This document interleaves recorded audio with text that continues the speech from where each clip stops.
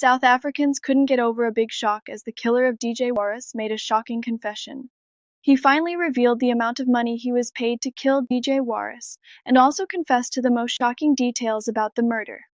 Stay until the end to see what he revealed in court today.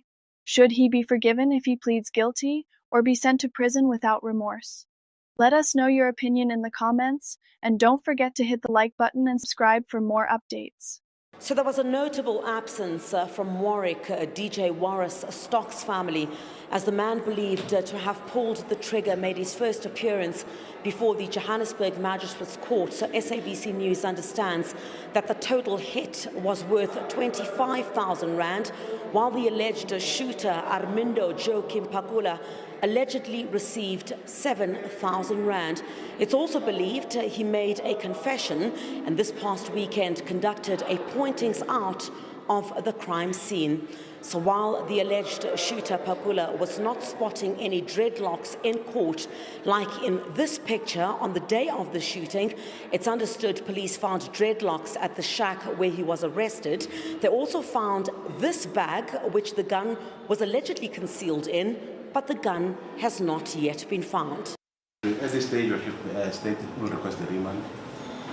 His co-accused is appearing on the 11th of February, which is next week, for address verification and also legality verification. But at this stage, we have got nothing to verify. There's no passport which has been handed to us or asylum seeker. Where is the passport? That's the copy.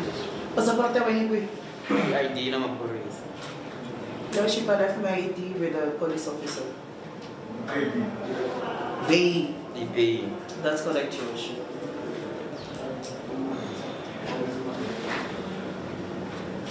It means we have to verify the said ID to clarify whether it is a political document.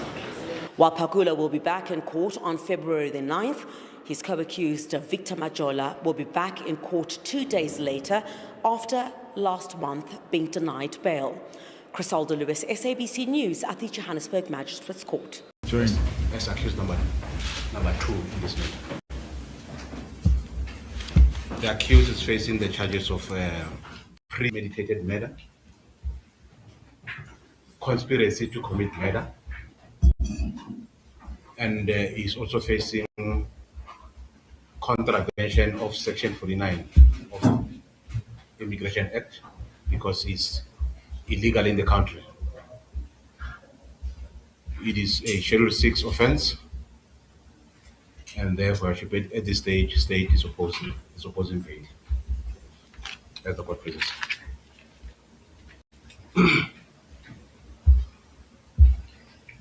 Portuguese man.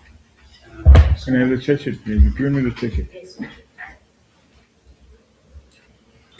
Já vou achar que não se deu o cheio na igreja foi na aula e escrever para a aula com a mundo e na bola aula dele ele foi pegar na aula achar que na aula antes a bola e na bola vai achar que conspiração só foi na aula ao já é mundo e vai achar que nem secção 49 1A e up to 13 anos de vida achar que foi na e também na capítulo na como na eu no passaporte e vai achar que não se deu no em Chile e ela assim cascata número 6 e na bola no justiça achar que dena o que era só para comunicar a dele que mas só foi na eu no documento.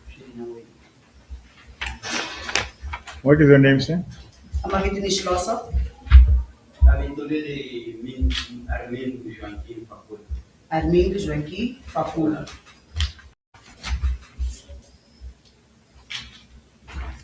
How old are you, sir?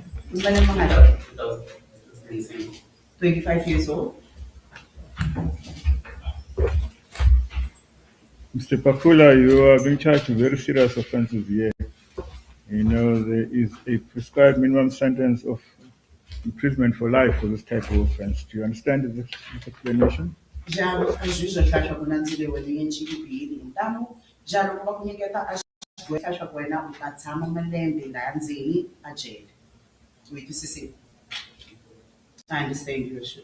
The brutal killing of Warrick DJ Warras stock in Johannesburg's inner city last December sent shockwaves through South Africa's entertainment and security sectors.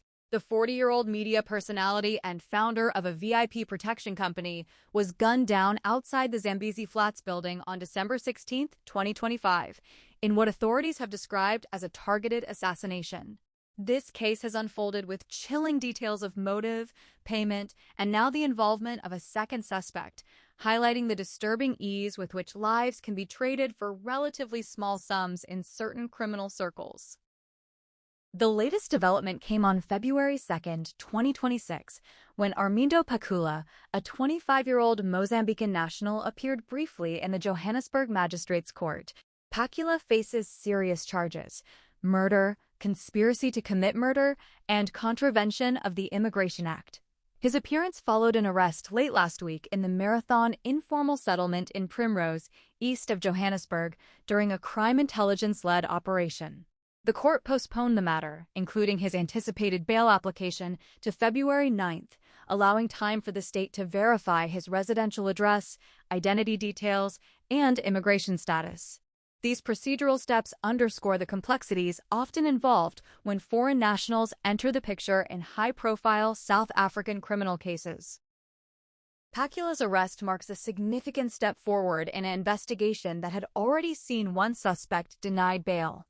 Victor Majola, a Soweto taxi owner accused of orchestrating the hit, appeared in court earlier and was refused bail on January 26, 2026. He remains in custody ahead of further proceedings on February 11th. Reports indicate that Majola's alleged grudge stemmed from a dispute over control of the Zambezi Flats, a hijacked building where his girlfriend reportedly lived and where DJ Warras' security firm had been contracted to enforce order. This personal conflict appears to have escalated into a deadly plot, transforming a localized rivalry into a fatal contract killing. What makes this case particularly stark is the reported financial scale of the alleged hit. Court proceedings and reliable sources have revealed that the total amount offered for Stock's life hovered around $25,000. The suspected shooter, now linked to Pacula, received only R7,300 for carrying out the act. This breakdown paints a grim picture of how disposable human life can seem in certain underworld arrangements. A sum barely enough for basic survival split among conspirators, yet sufficient to end a vibrant career and leave a family in mourning. The remaining funds presumably went to those who planned or facilitated the operation, illustrating the hierarchical nature of such crimes, where the triggerman often receives the smallest share despite bearing the greatest immediate risk. Further revelations emerging from the investigation add layers of intrigue and tragedy. Pacula reportedly made a full confession to investigators, detailing his role in the shooting and pointing to Majola as the mastermind.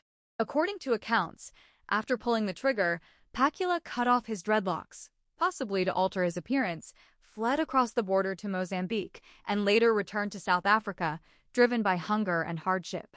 This desperate cycle of flight and return ultimately led to his capture in an informal settlement where he had been working, perhaps as an illegal miner.